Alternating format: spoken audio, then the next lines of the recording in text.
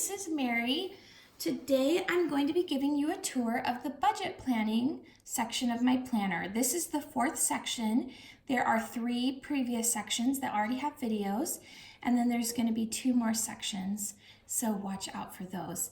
But this is the budget planning section, and as you'd imagine, it starts off with just a basic bill and payment schedule. So this is a place where you're going to go through like the days of the month, hopefully in order. That's just a more logical way of doing it. And then where you pay the money, like rent, mortgage, water, electric, and then the amount that you pay, or the range, because I don't actually pay the same in electricity every single month, but the range that you pay. And then these are the monthly trackers. So if you can't probably see it very well in the video, but in real life, you really can tell that there's 12 distinct, I was gonna say 4 columns by 3 rows, but 12 distinct little boxes for each month that you can check off as you pay off each month. And then a little section for notes. And so this page, once you fill it out, it will really help with the budgeting portion, because these are usually the things that are going to come out every month, like cell phone. You need to kind of be aware and plan for those to come out.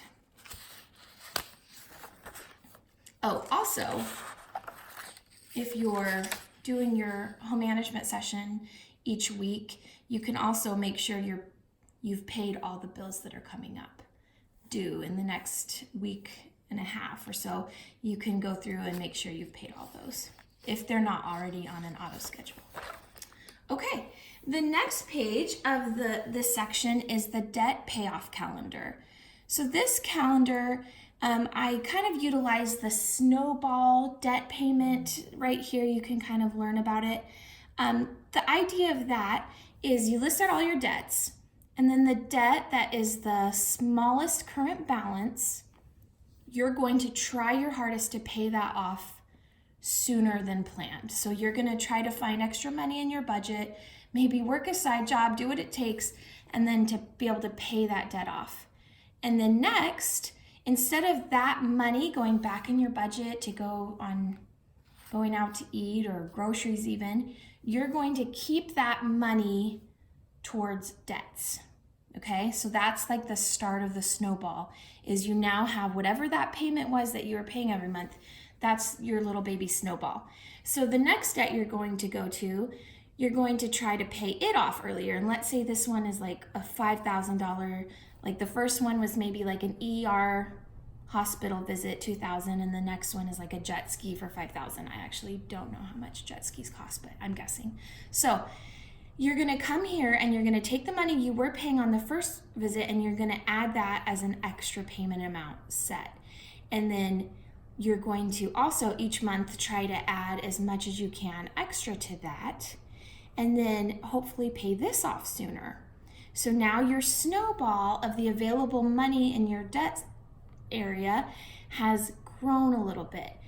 And as it gains momentum and you go through the third debt, and you put the money from the first 2 debts towards the third debt, and now you've paid this off, well, now your snowball is getting bigger, and it's just going to get easier to pay off each of the subsequent debts. And that is why you start with the small one, because it's the most achievable and it gets that momentum going towards the bigger and scarier debts. So maybe you've already heard of the snowball method. I'm not the one who created it. It's been out there for a while.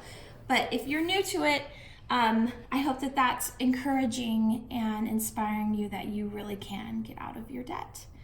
Okay, so the next section is we get into like the monthly budgets. So this page you really don't need to write on it. It's just for like information and resource. I give you some encouragement here.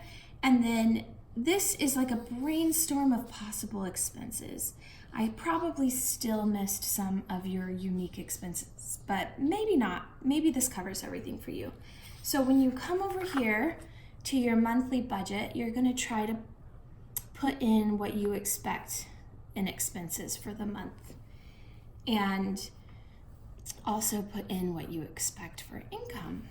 And as the month goes on, you're going to be able to go from planned to actual and then come up with, once you have all the total money you've made in income and then all the total in expenses, you're going to be able to see how much money you've saved. Hopefully this is not a negative number. Try to spend less than you make. But you can go back to your debt calendar if you're in debt, and you can use this money to help go towards those debts. Or if you are already debt-free, you can use this money to go towards exciting things for the future. So knowing where your money goes is just, yes, it is like a little bit of work to track everything, but that information lets you make decisions that you may not know are available to make. So for instance, let's say you eat out lunch while you're working every day and spend between $15 and $20. Well, you could then say, if you have a goal of saving for a vacation or paying off a debt, and you're trying to figure out where you can save money, since you know and understand that that's how much you're spending on lunch, you can make a real dent in it by saying, okay, I'll eat out only 2 times a week, bring my lunch leftovers the other 3 days, and boom, there's $60 extra a week available to go towards something else. So knowing where your money goes is just eye-opening. If you're really new to it, just start tracking what you spend and you can even kind of fill these in a little bit after for the first month, a little bit afterwards, like as you see where you spend your money, like, oh, that was an expense. And that's kind of like a training month to get you kind of like, oh, this is where my expenses are going. So then when you do your next month, this will probably be a lot, you'll understand your expenses and your income better and be able to make a better plan. So don't expect yourself to live a perfect budget the first month, but these pages are here for you to learn and train yourself and hopefully save a lot of money and do a lot of exciting things because you're budgeting. So there's 12 months of this, obviously. And then right after the 12th month, there's extra spending tracker pages. And that is the entire budget planning section. So I hope that this was a helpful section to you and that it has the pages that you think are inspiring to get you going on a budget and to help you if you need to make some changes on debts to help get going with that. So, all right, I hope you're having a great day. Bye.